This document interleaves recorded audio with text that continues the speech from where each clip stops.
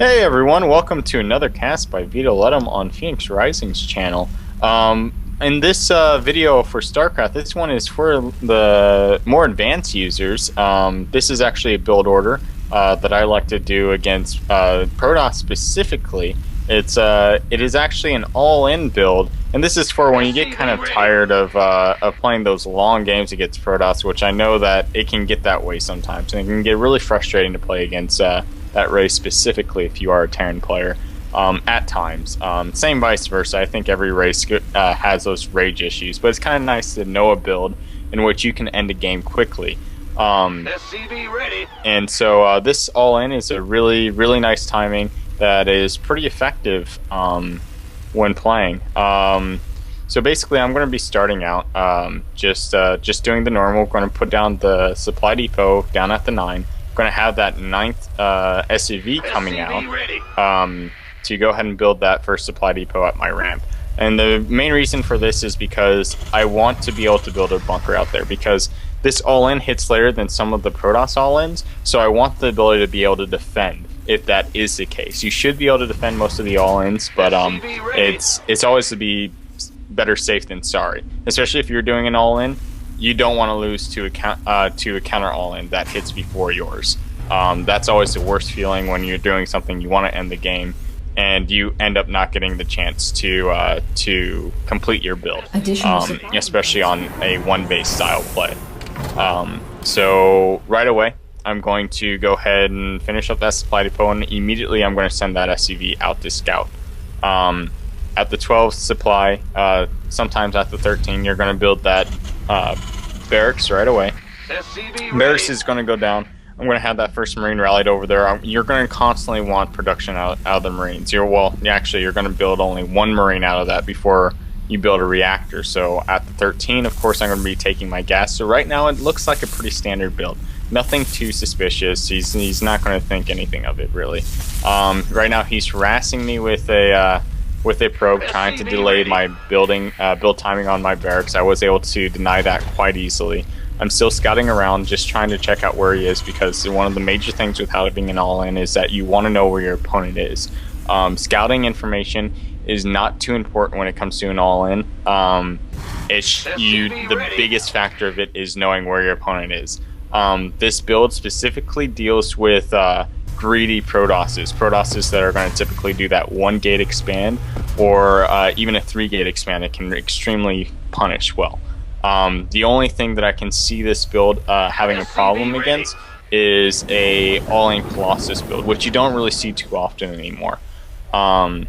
So I'm going to immediately send workers into that gas. I'm going to, as soon as that barracks finishes, of course I'm going to build that orbital command and that first Marine. By the time that first Marine gets out, I should have enough money to go ahead and make a reactor right away. And that allows me to build the additional Marines, and that's just how the timing is. The main reason why I get the reactor on first, because if you put on a tech lab first, it's going to screw with your timing, so you're not going to have enough units out by the time your all-in is going to be ready. And then you're also not going to have, you're going to trigger a possible Void Ray all-in from the Protoss player, because typically you won't have enough Marines out to hold off a Void Ray all-in, which is a 3-gate and of course the Void Ray. Sometimes they go up to 4 gates with that Void Ray. So I am scouting. I'm just trying to see what he's doing. I see kind of what he's doing. I'm going to make it seem as normal as possible. He did take my assimilator. Luckily, I don't need my second requirement, my second gas, for quite a while. Additional supply so I was a little late in building my reactor. I hadn't perfected this all-in quite yet, but normally you want to get that right after that first Marine. But because he does have that assimilator out there, I think it was actually a smarter idea for me to build that second Marine, just to make sure that if he does send that first Zealot out, I'll still have a pretty good idea of defending it, or I will be able to defend it pretty much with all ease. I do need to get that SCV out into the Zelnaga Tower, because that's another thing. If they do that Zealot stalker push, you're not going to typically have enough Marines to hold that off very well, so you will want to put down an emergency bunker in that case. That second barracks will be finishing. I kind of have poor positioning on that barracks, but that's okay. It can be repositioned right before you put down the tech lab on your second barracks. You do see that the gas is stacking up quite a bit, but once again, that's okay. I am going to be putting down that bunker now. You don't want that bunker down unless you feel like you have to. And I feel like that assimilator gave the Protoss player quite a bit of information, so if he felt like all-inning, he could. That's why I put down the bunker down, just in case he does decide that early type of aggression. I do put down that tech lab. I don't realize my SUV stuck in there. I don't want that to be there. I do immediately put down my engineering bay, because this timing attack will be a +1 weapons plus stim timing attack, and you'll also have 2 medivacs out, which is extremely nice to have if you have those 2 things. And I believe this all-in is actually against a greedy Protoss. He actually did decide to expand quite early. Additional supply depots required. In the end, this is what this all-in is best against. It's best against those greedy Protosses. SCVs are so I am attack. putting in my SCVs into that second gas now. I am starting to mine that out. I will be working on sim right away. This definitely, the timing isn't all that good on this one. Maybe later on I'll give a better replay of the accomplishing the timing much more smoothly. Stim will be started, and so will, and let me get the production tab up on there. I'm sorry about that. So I'm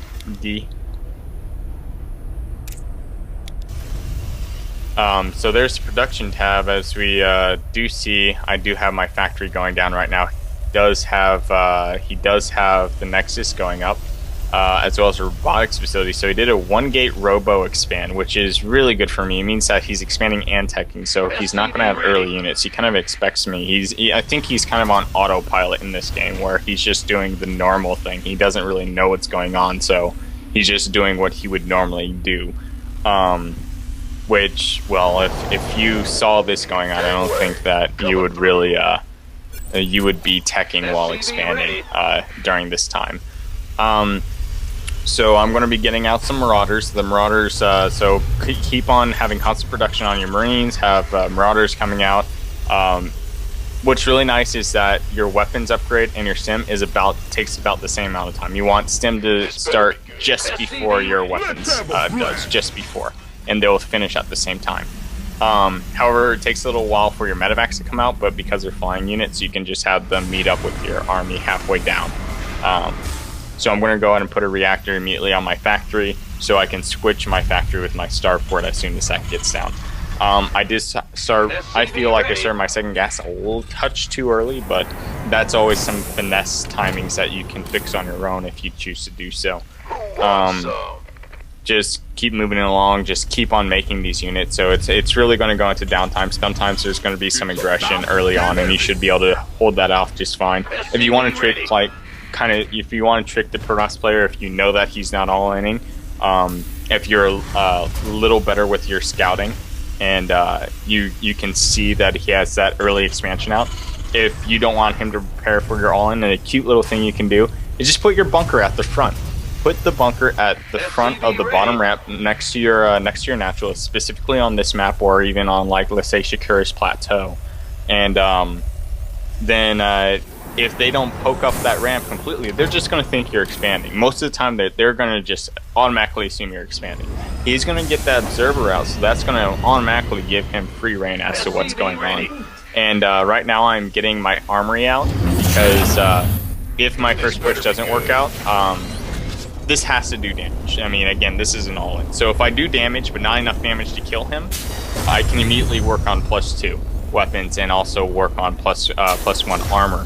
And that will, because, again, if you get behind with this all-in, you want to wait to be in the game still. And the only way to stay in the game after an all-in, after you do damage but not enough damage to kill them, is if you continue teching and stay ahead of tech while you're taking your natural expansion. That's really the only way that it's going to work. So my +1 weapons just Research. finished, my stim just finished, my 2 medivacs are on the way, my armory is going to finish pretty shortly. I am going to start working on combat shields right away. As soon as these come out, I have to start pushing, and I will be doing that pretty soon. Armed and ready. You can see in the, if you can see in the Protoss production, he is teching really hard. So other Protosses won't tech as hard, so they'll have a better chance of defending it. But even though they might have the same amount of units, this build is extremely powerful. Because you have that early +1 upgrade that Protoss will not have. No matter what, they will not start it. They might be starting if they decide to go like a heavy zealot build and went for that Devil Forge so they get +1 attacks and +1 armor in time. Sure, they'll have a lot of zealots, but they won't have those upgrades finished by the time this attacks. This when perfected completely, the game shouldn't last any longer than 9 to 12 minutes. That's how fast this all-in works.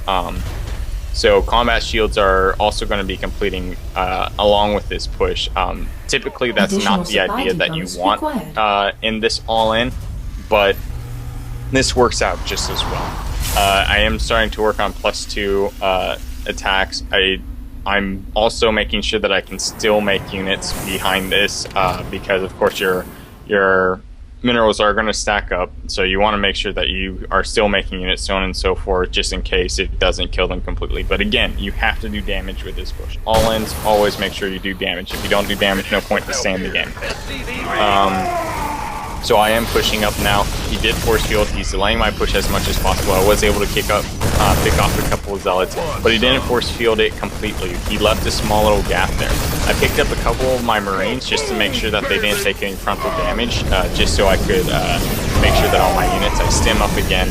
But just look how fast those zealots are dying. They just can't take the damage from the stim and the +1 attacks. And now my combat shield's just now finishing. Is really going to add that extra buffer to finish the game. And yeah, like he said, he's asking if I was one base, and of course it is, and he'll be leaving the game quite shortly. It's just a really nice timing to do against Protoss when you're really tired of playing against, I don't know, the 20 or 30 TvPs you might get on ladder. Anyways, hope you liked it. Make sure you check out the rest of the videos on Phoenix Rising's channel, and check out the other videos that I'll be also releasing on his channel as well. Talk to you guys later. Bye.